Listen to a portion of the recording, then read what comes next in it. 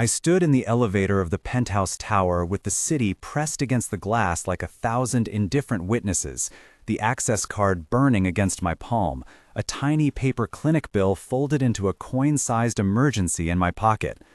My brother's oxygen mask had fogged the hospital window all night, and the surgeon would not operate without the full payment. My name was Julian, and I had been a junior architect who knew how to draw clean lines, but not how to redraw a fate that had been handed to me. The door opened to a floor that smelled of lemon polish and a kind of power that tasted like cold metal, and when I walked into his living room, the skyline looked different through the floor-to-ceiling windows, as if the city itself bowed to whoever owned that apartment and the silence that ruled it.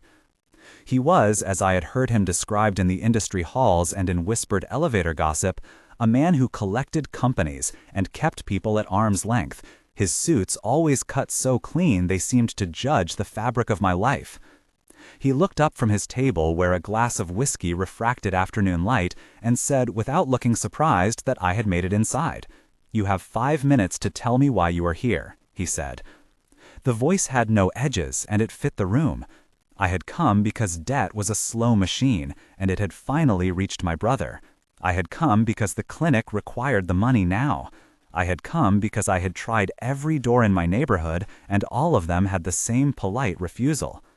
When I heard the words he said next, the air in the room changed into something between negotiation and verdict.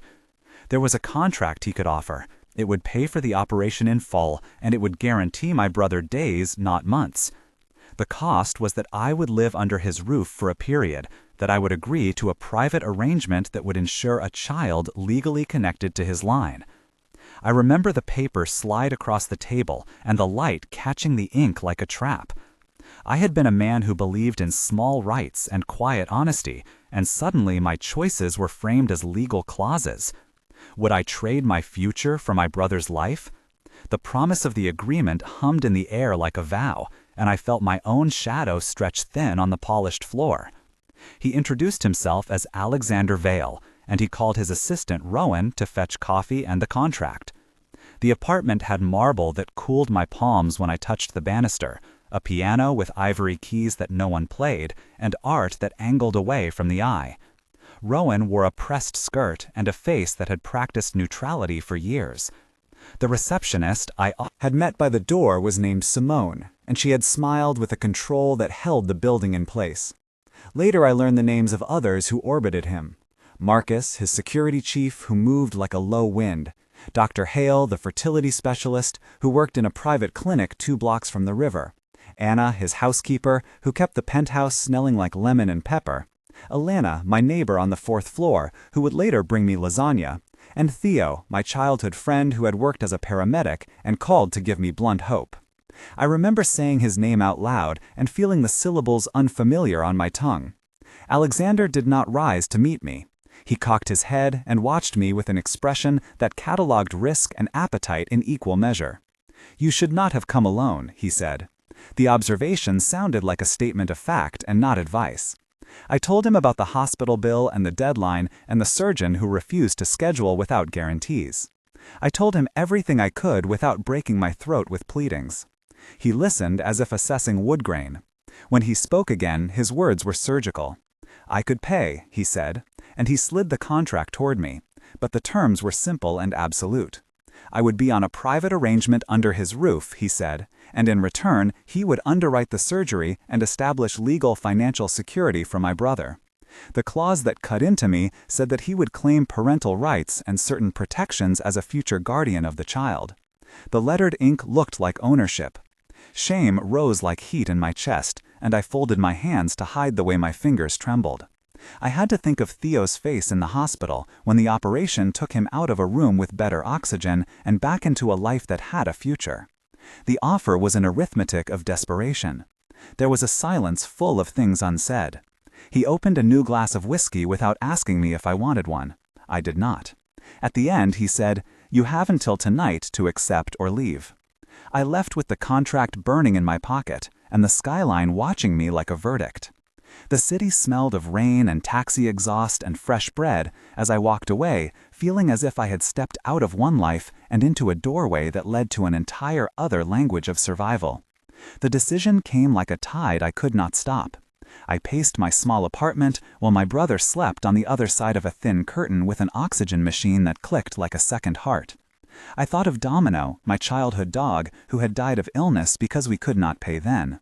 I thought of my mother who had left town after debt collectors closed in, and who had once told me to never accept offers that made me small. I remembered Theo on the hospital bench that night crying once, and then wiping his face and telling me to do what needed to be done. The backstory of my life felt like a series of small deficits leading to a present where one larger deficit demanded an impossible payment. I had been raised in a house that smelled of laundry soap and cheap perfume, where my father left and left again, and my mother learned to be both parent and invisible worker. I had learned to fix broken faucets and to draw believable windows and to pretend confidence in job interviews that ended with polite refusals. School had been the only place that gave me a taste of ease when I could draw buildings that mattered. The loss that shaped me had been not of money, but of protection.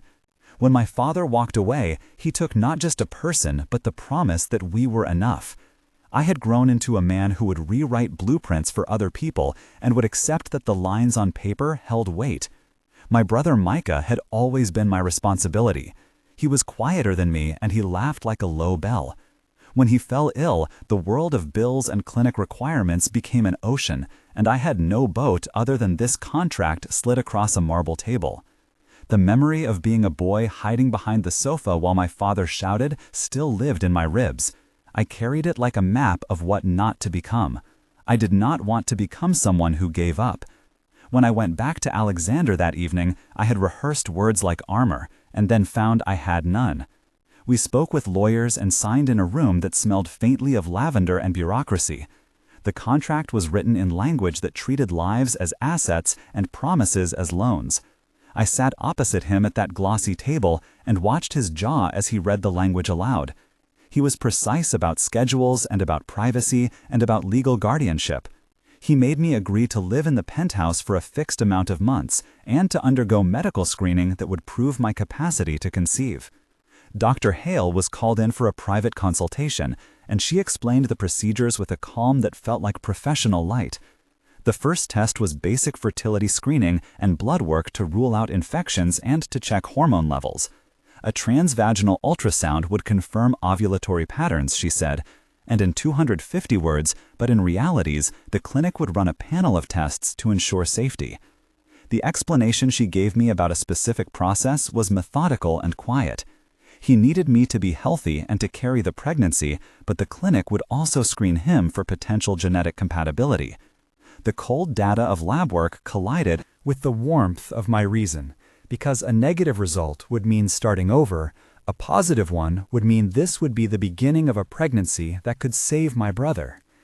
I felt factory-level emotions, like a machine recalibrating itself. We signed in the presence of a notary, and Alexander did not flinch when his lawyer added reinforcement clauses. He said the arrangement was not a marriage and did not promise romantic feelings. That clause felt like a wall built around a fragile thing. I left with hospital band-style instructions for tests and a key to a life that felt like a museum exhibit I did not belong in. The days that followed were a jungle of rules and routines and tiny humiliations that felt like lessons in where I stood in his world. Alexander had set boundaries about the use of communal areas and privacy times and about calling hours. Marcus made notes of who entered and left the penthouse, and he watched with the low patience of a person paid to notice everything. Anna polished silver and left notes about what I should not touch and how to present myself. Rowan brought food that was perfectly measured and always warm. I was assigned to a small guest room that smelled faintly of cedar and had linens that seemed to weigh my shoulders with their perfection. My body adjusted to the new rhythm of the penthouse like a plant acclimating to artificial light. Dr. Hale came twice a week at first with a soft bag of instruments and the smell of her clinic trailing like humidity. She spoke to me about ovulation windows and about timing and about the small scientific kindnesses that exist in a medical office when the stakes are human. The fertility process felt clinical and intimate at the same time. The tests were not invasive in the way my fear had imagined, but they were relentless in their persistence. I learned the ritual of early mornings for blood draws and the quiet of ultrasound rooms where the screen light showed a grainy promise. Alexander watched some of the medical appointments from the doorway at first. He would stay back and speak infrequently. Once he asked a question about folic acid, and I watched his hand tighten on a paper that declared his holdings. That small moment unsettled me because he was rarely that ordinary. Our first night of arranged intimacy was awkward and shaped like two strangers in a contract learning to touch a new economy. The scene was a study in heat and care and the unexpected tenderness that can arrive in transactional spaces. It began with a bath because Alexander demanded privacy and silence, and the steam in the marble bathroom filled the space with an almost church-like hush. He had asked me about my boundaries, and the list I made felt childish and then truthful. I told him no names, no more than agreed, and he said, "Fair." As we moved into the night, there were pauses and long exhales and the small ritual of washing hands before contact. He kissed me without asking permission the third time, and it surprised me because his mouth was colder than his hands had been.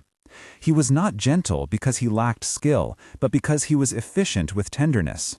We spoke then in a soft back and forth, more in nods than in words.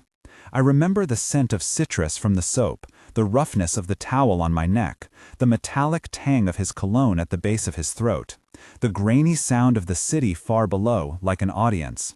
Our voices were low. He said, "I will make this right," and I said, I already had.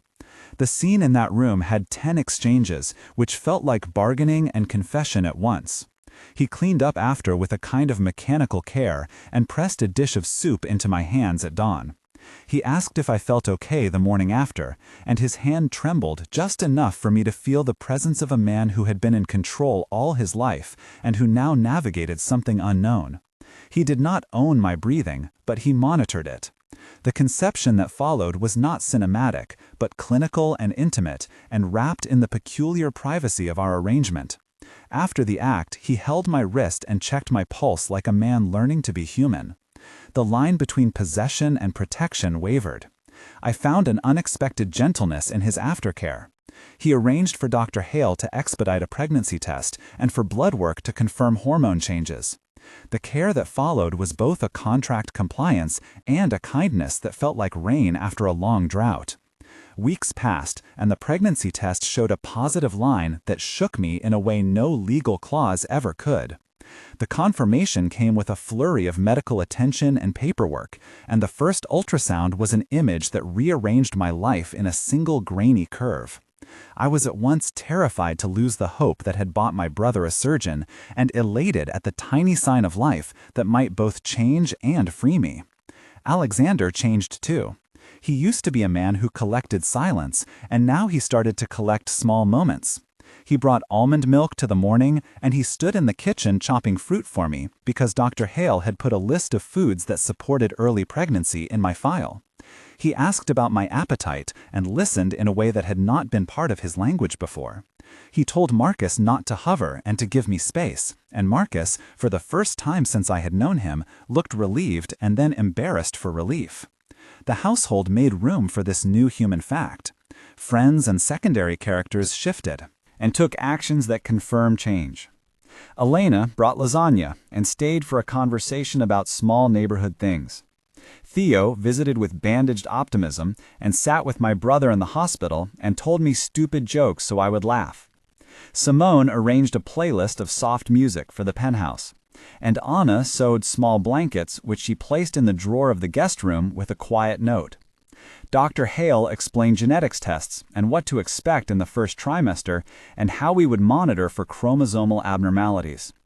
The vocabulary of clinic and contract became mixed with lullabies and names we whispered in the kitchen, and for the first time I began to imagine a home that was not just a line item in a ledger. I began to think of a child with hair like mine and hands like Micah. Alexander called the child an heir once in a moment of tired honesty, and then apologized because he saw my face. He said he did not know how to be soft, and then tried to unlearn the hardness he had been trained with since childhood. We reached the point where the arrangement was shifting from transaction to something messier. I had moments of fear and resentment when I would remember the clause that said he had legal guardianship rights, and I would wake at night certain that the contract would render my choices null. Alexander sensed that tension.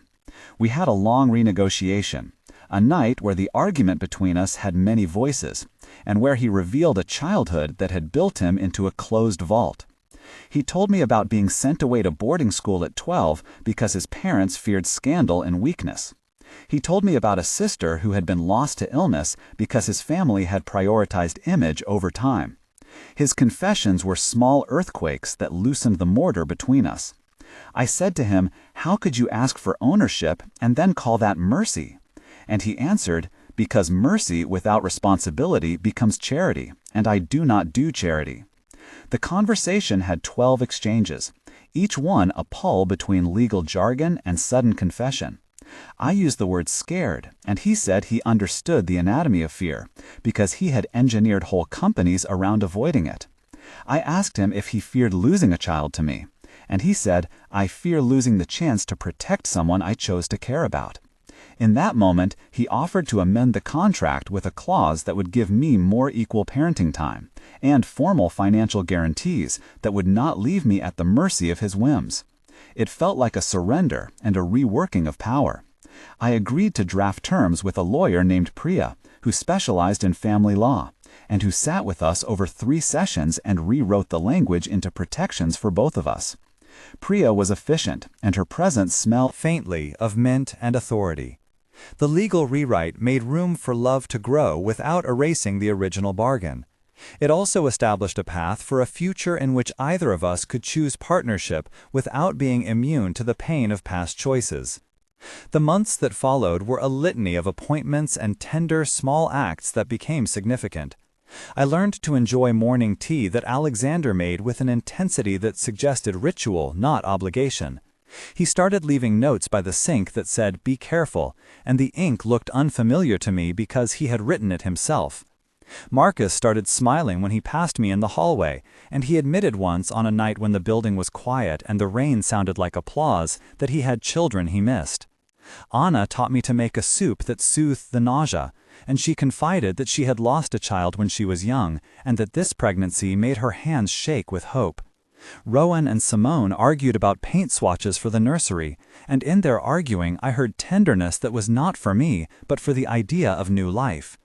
There were moments of heat after anxious days where we would collapse on the couch and talk about architecture and the absurd ways people hide their loneliness inside glass towers. He showed me a sketchbook with plans for a community center, and I realized he had been harboring thoughts about giving back. The conflict came in the form of my fear that he would one day close a door and let me and the child be an inconvenience to the life of his empire. I confronted him on that fear, and his response was not automatic. He reached for my hands and said, "I will choose differently." The tension of those nights had 2 paragraphs each in my head where I imagined leaving and staying. Those were small crucibles where the shape of who I was and who he might become was tested. The labor came fast and in a way that smashed my careful expectations. I had thought of births as long dramas, and instead, the hours compressed into intensity and noise and the antiseptic scent of the hospital.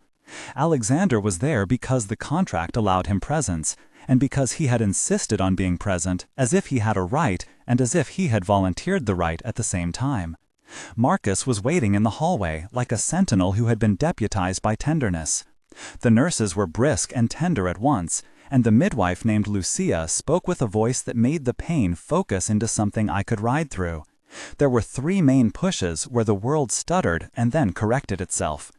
I remember the sound of my brother Micah laughing weakly on the phone because he insisted I call him and tell him every minor update while the machine beeped and the doctor. The world smelled like antiseptic and boiled onions that the cafeteria sent through like a strange offering. Alexander held my hand, and when he looked at me full on, something in him broke and became pleading instead of transaction. He said, "You are doing this so bravely." And I answered, "I am doing this for my brother and for the child." and he tightened his grip like an apology. The baby arrived, small and loud and perfect, with a tuft of hair that curled like mine, and a cry that erased every clause inked into a former life. The first time I held the newborn, the weight of him set in my arms, and I felt the future collapse into a single bright and terrifying responsibility. Alexander watched with tears he did not hide, and then he leaned over and kissed the crown of the small head, as if he recognized in that gesture both loss and salvage. The hospital staff ran through immediate checks, and the pediatrician, named Dr. Ortega, placed the baby on my chest and then explained the initial screenings and the immunizations in a clinical voice that made the pages of the contract feel suddenly and wonderfully irrelevant. After the birth, the world outside rearranged. My brother's surgery had been successful because of the funds arranged by Alexander. I received a call from the surgeon in a voice that felt like a benediction, and Micah began the slow process of recovery. The hospital gave me paperwork for guardianship, and Alexander and I signed a new form in the presence of Dr. Ortega and Priya, who had come early and who sat by my elbow like an advocate from an older life. We amended the contract and created a parenting agreement that balanced legal rights and daily routines and set up an independent trust for the child that guaranteed financial security regardless of future marital choices. We included language about school choice and medical decisions and an arbitration clause to protect both of us. The technical explanation of how the trust would work was concise and factual in 300 characters or so and went like this. Funds would be placed in a trust managed by an independent trustee to cover medical, school, and education, with stipulations for withdrawal and oversight. The document would be irrevocable for the first 5 years to ensure stability and would be governed by the laws of the state where the child would reside. That dry sentence felt like armor for our messy love. The days after the birth were a tapestry of small domestic details that became big proof of change. Alexander drove me to pick up Micah with a car that smelled like new leather, and he let me sleep while he stayed overnight at the hospital with my brother, and he came back with a small stuffed bear that he placed on the baby's crib with fingers that trembled. As the weeks moved into months, our private life settled into the rhythm that did not erase the past but rearranged the furniture of our days. The penthouse became less museum and more home. We taught each other to fold laundry and to sterilize bottles and to schedule nap times. Theo came by to hold the baby when I needed to breathe, and Elena made sure we were fed, and Priya called and joked about clause language, and Marcus took to bringing small jars of pickles he thought I would like. The neighbors who had once crossed the street to avoid Alexander now said hello, and Elena left meals that tasted of memory and home. I learned how to change a diaper by feel and how to soothe a cry by humming the same song my mother had hummed when I was small. We argued about names and then agreed on a name that was an inheritance and also a promise. Alexander started bringing small folded sketches with designs for community housing, and he took longer walks with the stroller as if he needed to test a new body of softness against the world. He started to open doors in ways that surprised me. He signed on boards that funded neighborhood clinics, and he quietly sat in meetings where he donated for causes that had nothing to do with public relations. The arc of his change was not sudden, but it was steady, and it was anchored by moments of renunciation. He gave up the right to move the child out of state without consent, and he promised to be present. That voluntary renunciation felt like a sacrament. It sealed that what had started as a transaction had become a deliberate choice to build a family. 1 month after the birth, I sat in the small balcony off the nursery, watching Alexander teach our child to reach for a mobile. The city below hummed, and the night sky felt less like a scoreboard and more like a blanket. He laughed then in a rough way and said he had not expected to be this used by love, and I said I had not expected to be paid for the privilege of teaching him kindness. Micah was improving and called every morning, and he had started to bring pictures to show the slow climb back to health, and each picture was a trophy. I thought of my mother and how she might see this family, and I imagined calling her, though I was afraid she might not answer. We had a small party of friends and household staff, and we gave thanks in a way that had nothing to do with the original bargain, and everything to do with being human. 3 months later, the trust had dotted its first distributions to the surgical recovery, and the nursery bookshelf bulged with gifts from neighbors and colleagues who now saw us as a whole. Alexander and I took the baby to the park, and he pushed the stroller while we talked about the absurd, sometimes lonely path that had brought us to that moment. He admitted he still woke up sometimes with a calculation in his chest, and I admitted I woke with old fears. We made a promise then in plain language to attend therapy together and to be accountable to a third party so that power imbalances could be addressed before they shaped our small life. That moment was mundane and monumental at once. 6 months after the birth, we hosted a gathering in the Penthouse, and small children ran on rugs and laughed, and for the first time I saw Alexander playing peekaboo in a way that seemed to erase years. We renewed certain legal language into a long-term parenting plan that allowed for equal decision-making, and we registered the child in our neighborhood with both of our names on documents that now read like partnership. There were still moments of tension, spaced like stones in a stream. Once, when the board of one of Alexander's companies wanted a public image that would have forced us into a silence about our family, he had to choose between empire and flesh. He chose our family and faced financial consequences. And I watched him brace for impact and then stand tall and accept the cost. Another moment came when Micah had a relapse, and we had to return to the hospital, and the old fear of failure pressed on my throat. I saw Alexander call family and friends, and he sat with us in the waiting room and predicted with blunt honesty the steps we might take. Those moments were 500 characters each in my memory, where the conflict was compressed and then released into action. I learned that love is frequently a series of practical choices that require courage more than romance.